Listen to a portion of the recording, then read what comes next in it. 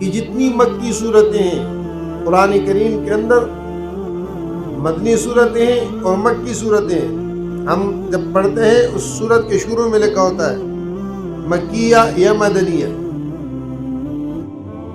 जितनी मक्की सूरतें हैं जो मक्का मुअज़्ज़मा में नाजिल हुई हैं उनमें तौहीद, रिसालत और माद है। 3 मज़मून है।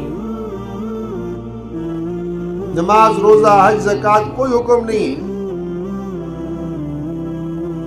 जिहाद, क़िताल कोई हुक्म नहीं है। मुआशरत, रहन सहन, अहकामात में से कोई जिक्र नहीं है। जिक्र सिर्फ 3 चीज़ों का किया है, तौहीद, रिसालत, माद, और ज़्यादा जो जोर दिया गया है वो आखिरत है। उठाओ, जिस सूरत को आप उठाओगे उसके अंदर आखिरत का मज़मून है और उसमें डराया गया है। या जन्नत का तज़किरा है या जहन्नम का, या जन्नत का है या जहन्नम का, या जन्नत